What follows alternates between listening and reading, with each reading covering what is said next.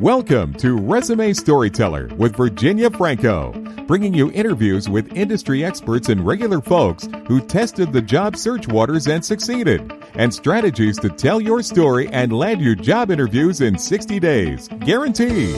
Here's your host, Virginia Franco.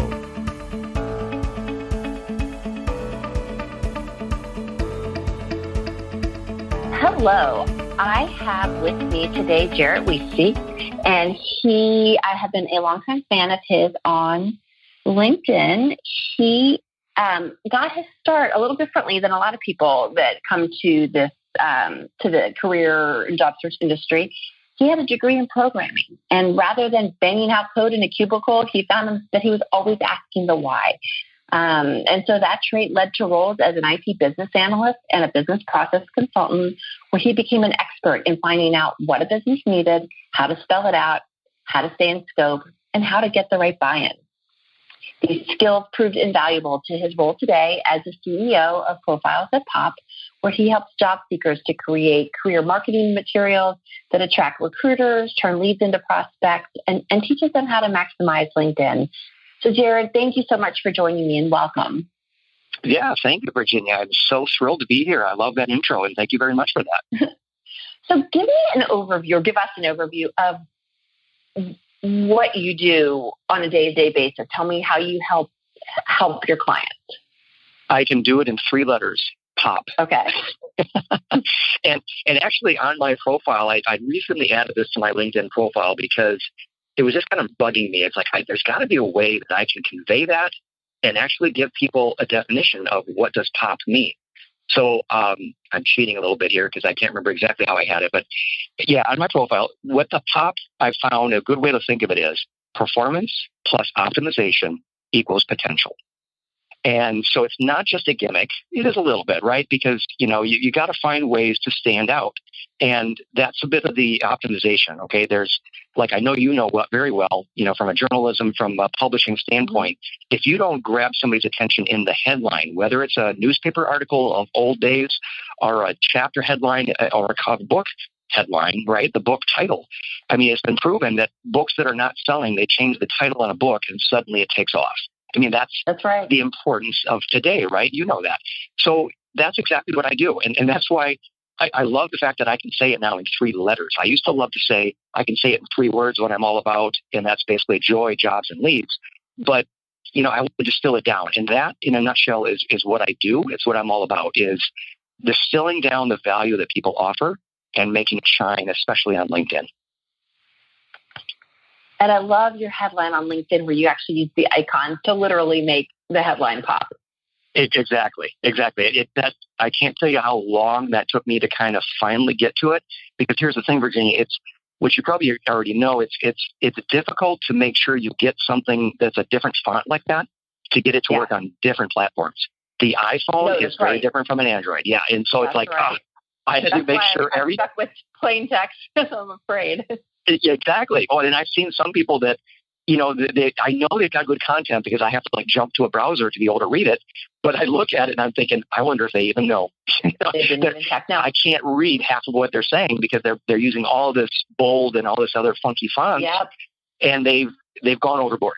And I've even had that feedback myself. Even with these very limited characters, some people don't like it. And it's like, that's fine. If you don't like it, then guess what? But you know what? You're telling me you didn't like it. That means you saw it. That means we're having a conversation. Right. Sorry, I guess it worked. Yeah, and your point about the Android and versus iPhone. I mean, over half of all users are using mobile, so you've got to think through all of that. Yep. When you're crafting your story.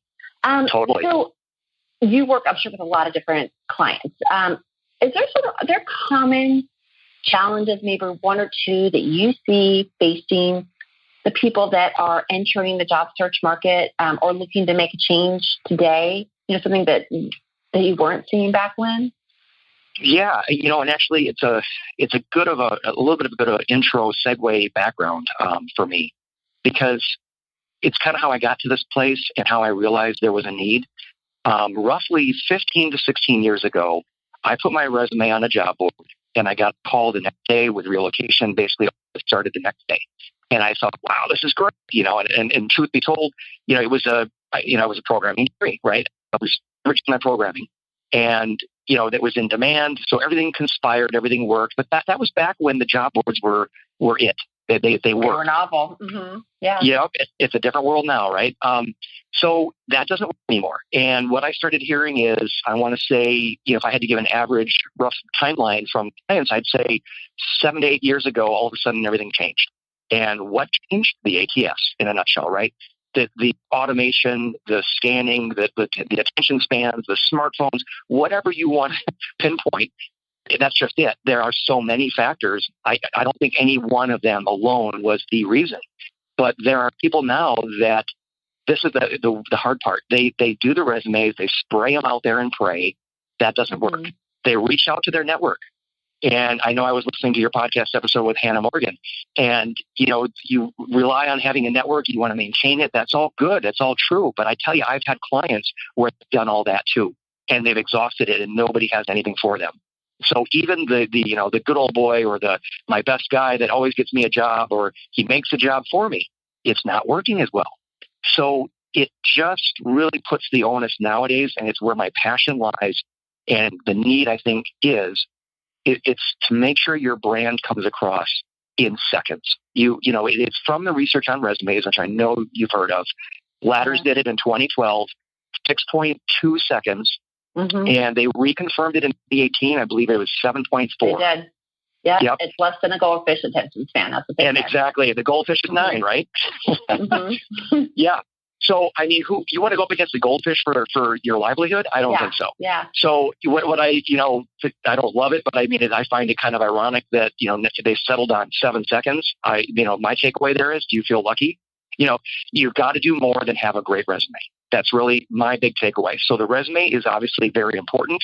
I've had clients where we got LinkedIn going really well. We showed that the searches were coming in, they were getting traction. And then they came back to me later and said, so they want a resume. I'm like, well, you didn't say you wanted a resume. I thought you were all doing this all online.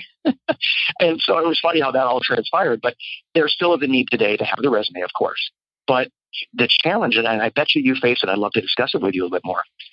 Are people seeing that resume? That's what is the big challenge today in terms of a resume. Well, they won't get the resume until you have at your point, the brand that comes through in seconds. To me, that allows you, I agree that your established network. Yeah. It's quick to exhaust, but by having that strong brand and other engagement that we could talk about, you're expanding your network. True. And to me, that is a big component. And it's funny, 8 years ago, ATS happened, but that's also when we started coming out of the recession. So it was more people and more companies hiring. So I feel like it flooded the system.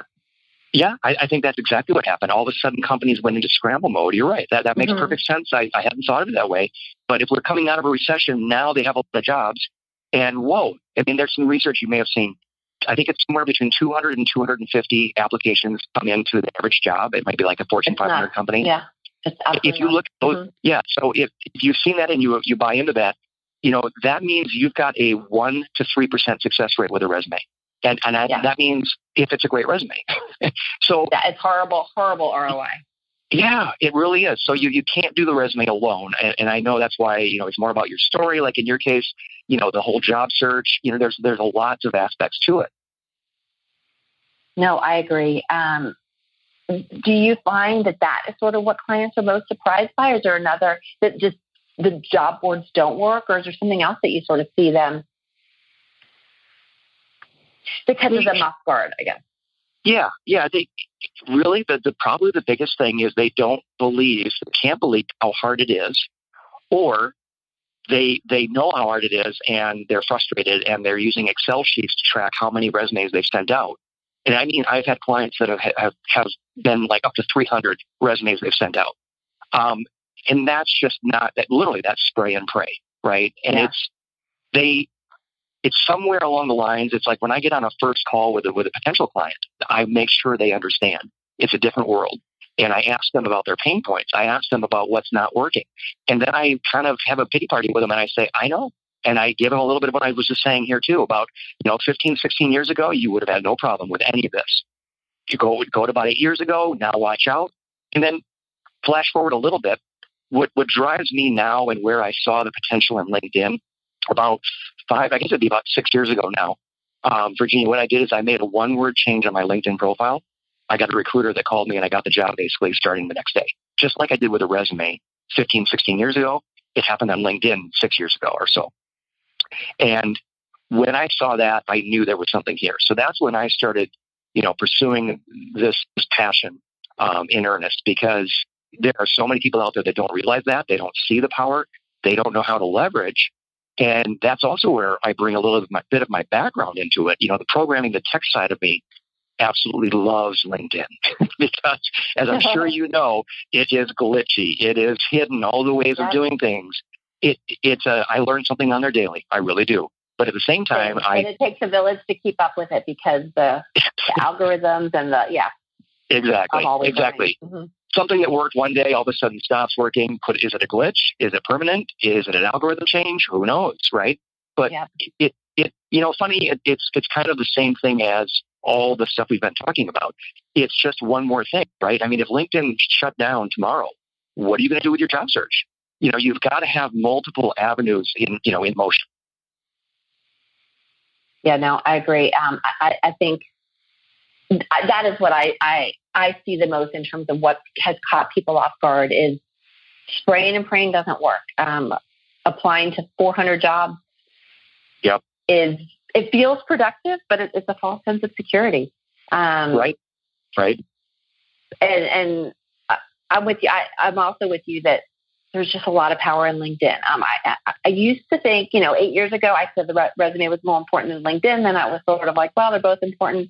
Right now, unless you have the most amazing network on the planet or you're in a job that is in high demand, I think LinkedIn is more important than the resume. You still need it, but... Right. Well, actually, that reminds me of a funny story, if you don't mind. I was talking with a CFO or actually a CIO, and we started talking. He was interested in services, and I said, how are things going? And he goes, well, I've been out and I've been posting things and seeing things on Indeed. And I thought, really? And so I paused there and I said, really? You're having luck with Indeed? And I said, usually that doesn't work anymore. And lo and behold, he ended up not going with me. He just said, you know what? He literally said, I'm just going to take my chances and go with Indeed. And I said, that's great. If it works for you, that's great. I kid you not, within a month or two later, he had a job and it was announced on LinkedIn. So he got a job through Indeed, as far as I know, and it was working for him. But I tell you what, that was the only guy that I can think of that has worked for. Yeah, it's a needle in a haystack, absolutely. It is. And he was like cybersecurity, again, like you said, in demand, the top of his game. People are looking to snatch him up. If you don't have all that working for you, you're rolling the dice. Yeah, especially as you move up the ladder, because they shouldn't call it a ladder. It's a pyramid. There's less jobs the more senior you go. That's true. Good point. Yeah, Good point. I agree. So what advice do you give someone in terms, maybe if they're on shaping their LinkedIn or around their job search strategy, when they are thinking about job hunting or thinking about making a career move? How do you advise them to get started? That is a great question. And for whatever reason, I was just thinking of this the other day. I think I was planning on a post and I was, the spur of the moment ideas in my head of what I can post on LinkedIn. But to quickly summarize the challenge that people are facing, to me, all of a sudden it hit me. It came down to three things. What would you tell somebody? And it just hit me. So I'm just going to kind of say it out. And the third one was kind of in flux. And but then you may repurpose this for your post. Okay, good. It'll look hard because it's in the works and I'm still shaping it up. But you tell me, you're my first audience here. You tell me how good, if it's good or bad or it needs changing. But the number one thing I would say to people is know thyself. And the reason being, I almost invariably, everybody I see, whether it's their resume or their LinkedIn, when I first see it, it's all over the place. They're all things to all people. There's no focus. I look at it, and I know I heard on your podcast, if we can't figure out in seconds what it is you offer, and we know what we need, no one else will, and it's over. The fit isn't going to happen, and you might as well keep spraying and praying. So it doesn't start with, okay, well, then I'll just narrow it down to one title. No, you back up. Hold on. You can't just say, I'm going after one title. Is that your passion? Is that your competence? Are you really good at it? Is that where you excel? Right? What is where you could earn top dollar? People would snatch you up for that one role, that one skill. If not, it goes back to, you start off with know thyself. You have to do that first. Then it's know thy company or know thy place, right? Know where you want to be. And I don't know how to word that exactly, but it's about knowing your market, knowing where you are best. Knowing thy company, knowing thy market. That's exactly. Yeah, knowing that market, right? Because it's not just a company. It may be pressures. It may be overseas. It may be globalization. Could be a lot of factors. Right. So, It could be your industry. That's right. Could be industry too. So you know that market. Thank you. You just helped me reframe the title. There you go. And then the last part is make a match.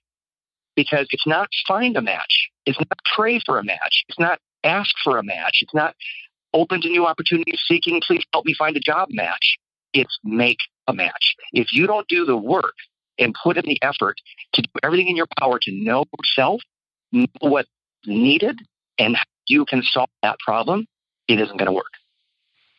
How do you talk to me a little bit more about what's involved in making that match in your mind?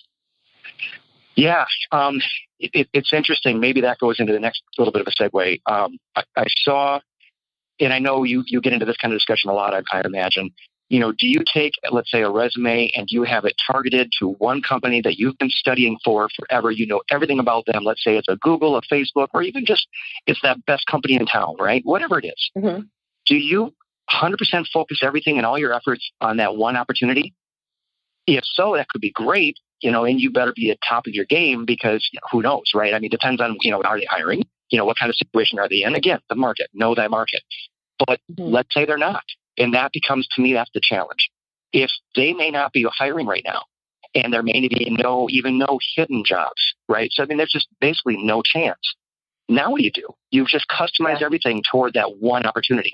So all your eggs in one basket. Mm-hmm. Exactly. There you go. All the eggs in one basket. So, at first I was, that some of the advice out there says you've got to be targeted, right? You think about the resume and the ATS, and I get it. It's true. If you have any chance of getting through an ATS, it's got to be tailored to the actual job using the exact keywords, right? That's pretty common stuff out there, but it's true. And a lot of people don't take the time to do that even.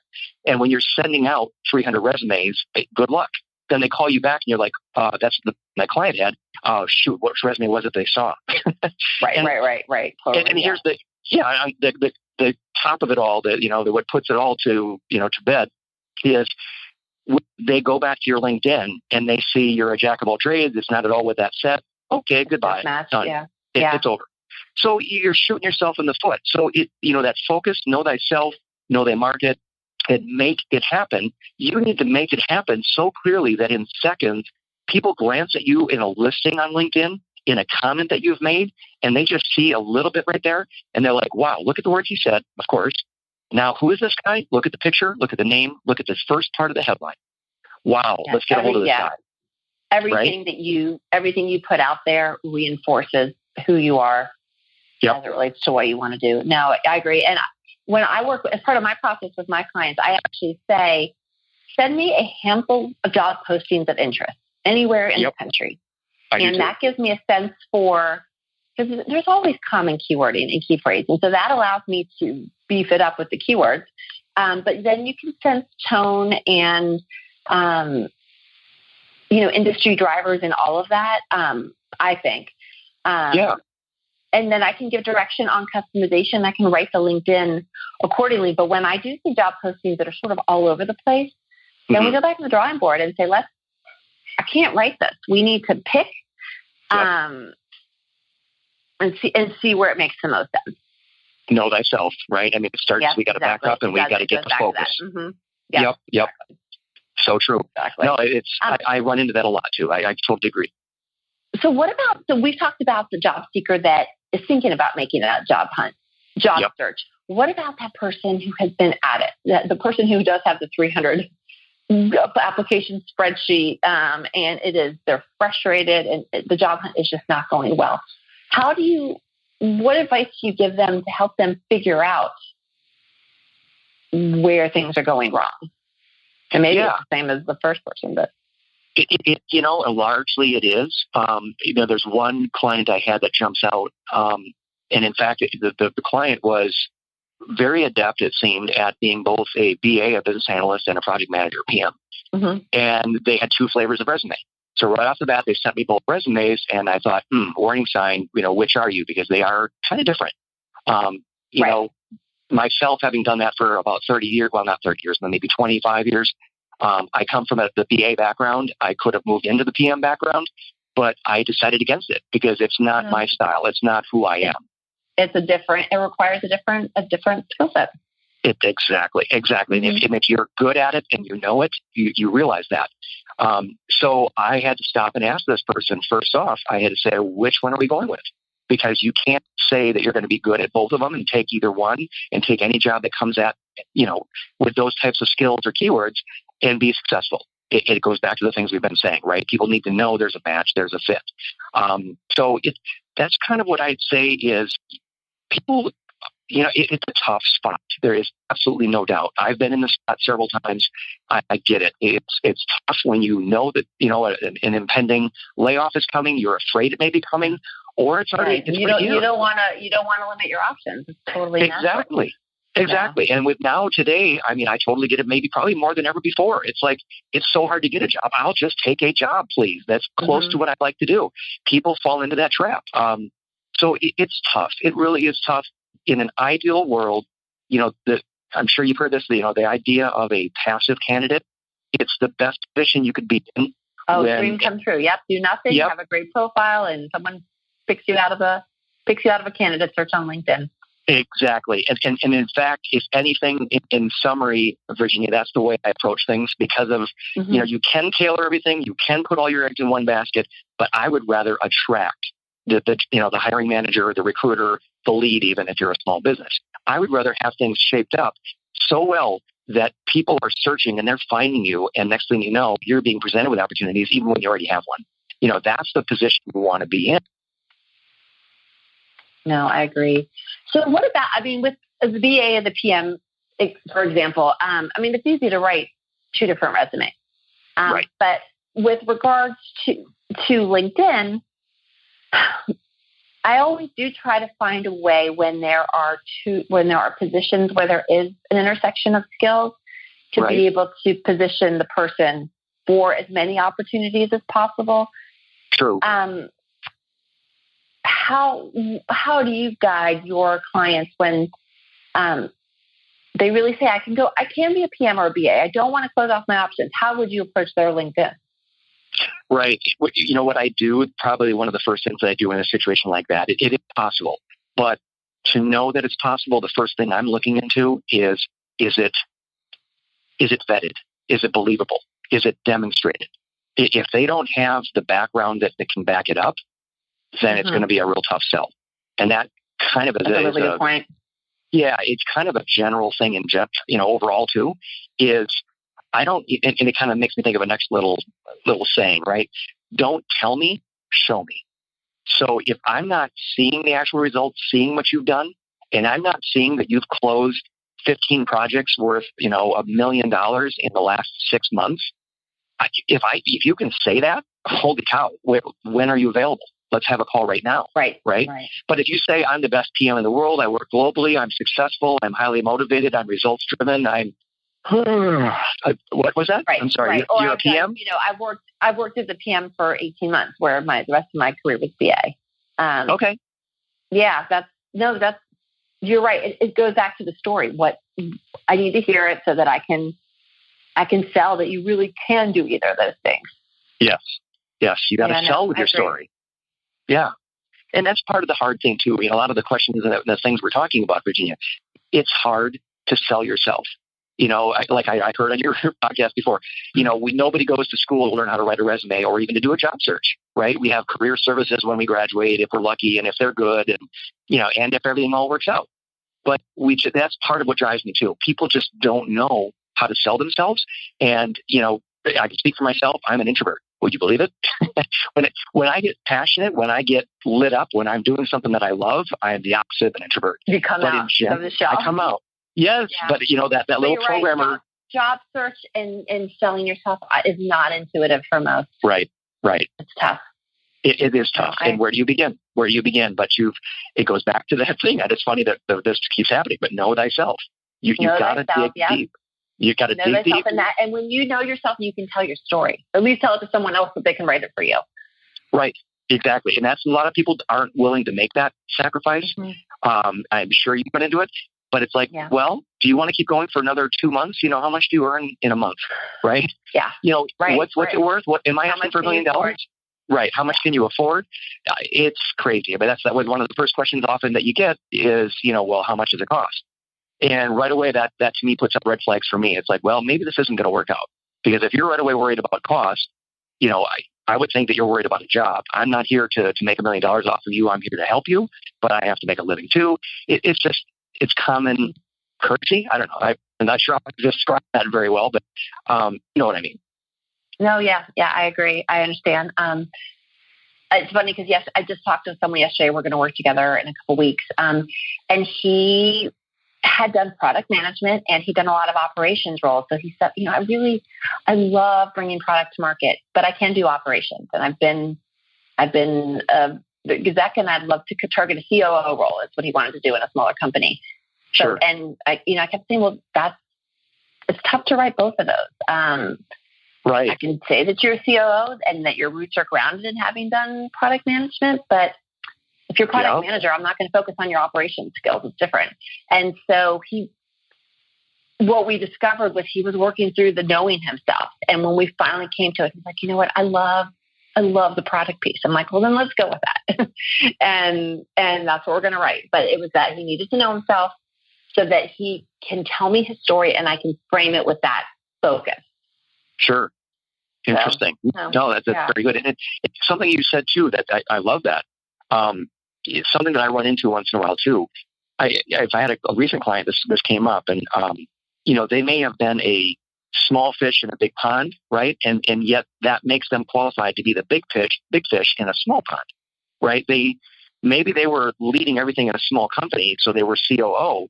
But guess what? They really want to now work for a really big company. They're tired of the startup mode, whatever it is. You might need to go down to a VP role. Exactly. And they hopefully Yep. Then it makes sense. But then people need to understand that. So again, it goes back to your story, right? You've got to be able to explain that because wait, you're COO and now you're going for VP. Well, did you suck? Were there problems? Were you fired? It leads to all these red flags and all these questions. You have to show the context. And that's what I always say, show the outcomes within and your results within the framework of context. Yep, and that's how you make stories. That's how you tell stories that people remember. Well, Jared, I'd love to just switch gears really quickly because I deal with this all the time. I think you might be a little bit younger than me, but I'm sure you deal with it as well. Age discrimination. Big concern with my clients, especially with LinkedIn, because you have to put your picture up and then they don't know how far back to go and looking their job experiences. What are your thoughts on the topic? How do you guide your clients? It is real. It is totally real. And in fact, up until recently, I'm kind of rethinking, one example is one of the first things that I would do with a client is I remove the months from their dates because you can smooth out the gaps. It's more of a gap thing, right? But you don't need to say I started in, January and left in December and then I started something else in December or January. So don't do that.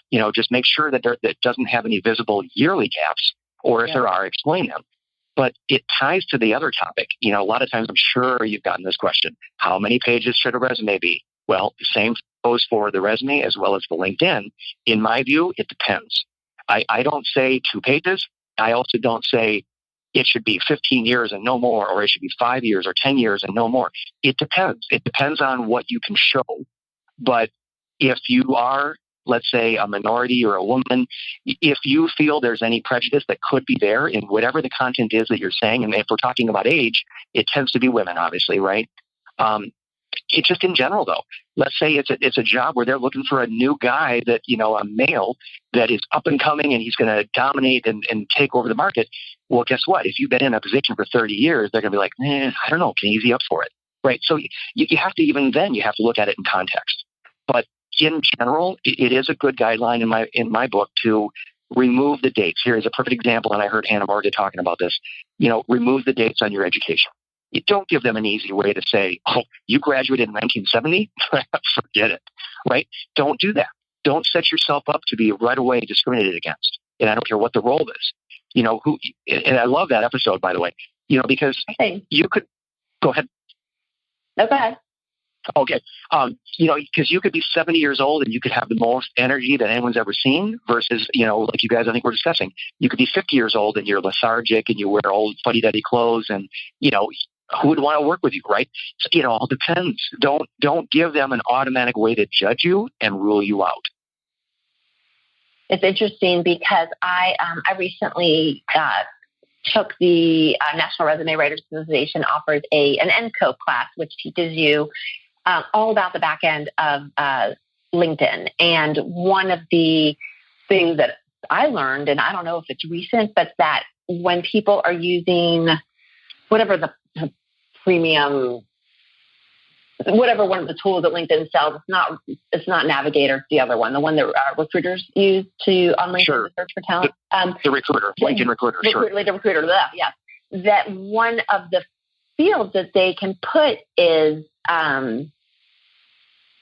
went to college. And if you don't have a date, I think this is right. If you don't have a date on your LinkedIn for when you went to school, then potentially you could be removed from that. So, to me, it's a balance. If you're 45, then I'll say, maybe put the date on it. You just have to weigh out, are you going to give them ammunition that hurts you, or are you going to get dinged out of certain jobs? You nailed it. And that's exactly why I would say it depends, right? There's no clear-cut example. It depends is my favorite answer. Yep, it is. Because, resume length, how many years, school, no school, picture, great picture, recent picture, new picture. Mm-hmm. You got to keep it all in context. I totally agree. But yeah, I'm with you. You need to think about the companies that you're looking at as well. Whether the dates and the fact that you have some gray hair is going to make a difference. Right. Yeah. Good point. So one of my favorite questions to ask is you're getting ready to close down shop and someone says, what are one or two tools that I absolutely cannot be without during my job search? Tell me now before you close your doors forever. What would you say? Some of the best tools in your job search. Yeah. I'm guessing you're going to say a really good LinkedIn profile. That's what I would say if I was you. Well, yeah. I mean, I was kind of thinking beyond that. I mean, to me, a LinkedIn profile is absolute must. It's like, yeah, duh. But how do you get the good LinkedIn profile, right? I'm thinking of tools that will enable you to then have the good LinkedIn profile. And, I don't talk about this a whole lot, but honestly, some of the best resources that are out there, I would say Career Sherpa, who I'm talking about. Yeah, that's Hannah Morgan. And Job Hunt and The Muse. Those resources are ones that I trust, I look up to. I see that the stuff that they are putting out, it may not even be their own. It's curated and it is quality. I was going to say it's a great compilation of experts from all over. You hear lots of people's voices that really can help to inform the decisions that you make. Yes, totally. And it's reliable. Yeah, it's really reliable. Because, it used to be a lot easier, I think, in the old day. You're from journalism, right? It's everything's sourced, is vetted. And, before we even think of publishing, blah, blah, blah. Nowadays, you've got fake news. You've got who knows what, right? So you've got to get your, I think getting a good curated group of experts in your feed like that is helpful because there's so much out there. Yeah. And it's hard to figure out who to trust. A lot of bad information out there, but those are great resources. Yep. So, that all helps to enable knowing yourself and knowing the market, all of that. You whatever you can do to do that best, that's what it's all about. And it's a real simple thing, but it's something that I've been working on more, and I need to get more content on this, but it's a Japanese concept called Ikigai, and it's Ikigai. And I don't know if you've ever seen Ikijei? It's Ikigai. And it's a Japanese term. Ikigai is how you say it. But it's a Venn diagram, 4 circles. It's know your talents. It's the first circle on the left side. And then in the bottom, it's what you can get paid for. On the right, it's what the world needs. And on the top, it's what you love. And if you can find that profile, do you have that on your banner on your LinkedIn? I do. It's a little bit small in my banner, but that's exactly why it's there. It's part of Know Thyself. And that's what I need to push for is let people know. It's like, that's why that's there. It's a little bit of the way I coach too, is we have to find that sweet spot if we can, or as best we can, to the closest to that. And so what you're good at, what you'll get paid for, what are the other two? Yeah, well, here you go. Think about this. Now, this jumps back into the job search role, because most people get a job, they go to school, right? So that's the very first circle on the left. Why do they go to school? Because they need to get a job. They need to get paid. Now you're into that bottom circle. So what you can get paid for. But then they start realizing I need to move up the career ladder or the pyramid, right? And they're looking at, what does the world really need? And what I'm doing making a difference? Does it matter? Is it a good company? Do I like this company? Am I proud of it? All of that starts happening. Why? Then the next top circle is it what I love? Right? Do I feel validated? So it completes the whole circle. Most people do a C shape, but it's a backward C.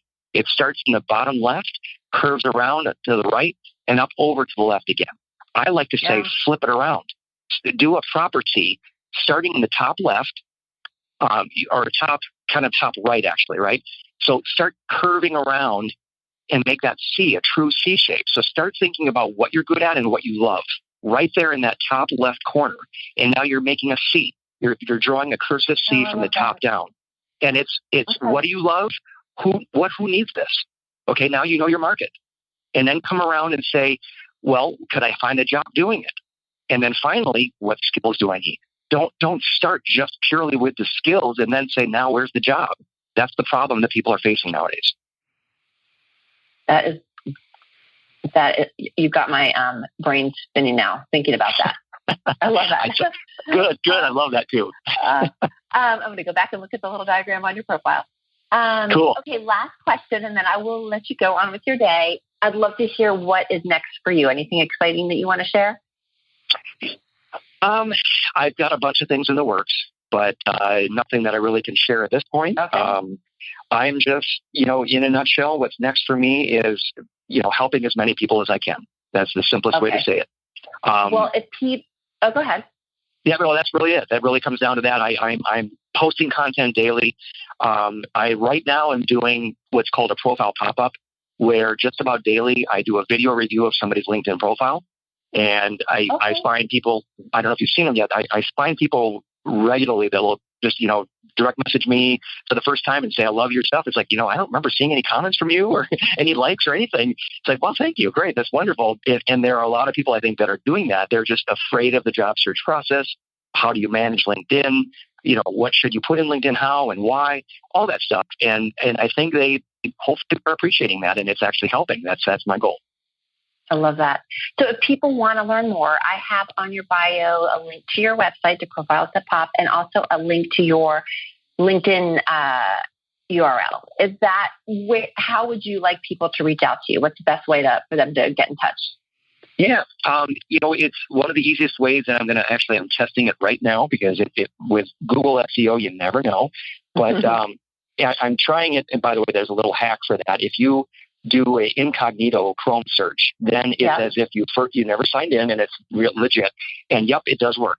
If you go to Profiles That Pop, 3 words, if you Google that, you will get to my LinkedIn profile. The first hit is my website, which is, guess what? Profiles That Pop. And there's the About Us, and there's also a Contact Us, of course, in the links. Okay. Yep, I'm on there. I just did an incognito. I see it right here. Yep. Well, Jared, thank you so much. You got my brain spinning. I really enjoyed this. Thank you. You've given some really good actionable steps and some ideas for people to really chew on. And to me, what resonates the most and what's been a thread throughout our conversation is just that importance of knowing yourself. And from there, everything else will follow. So thank you. You've really clarified that for me. That's awesome. Yeah, I don't know where that came from exactly, but it just kind of popped up in the middle of our conversation. And it's amazing very wise. It took a life of its own, and obviously it's important, right? Yeah. Well, thank you. Yeah, thank you so much. This was a pure pleasure. I loved it. Take care. All right, you too. You've been listening to Resume Storyteller with Virginia Franco. To learn more about storytelling strategies to catch the eye of today's skim online readers, hiring and decision makers, go to www.virginiafrancoresumes.com.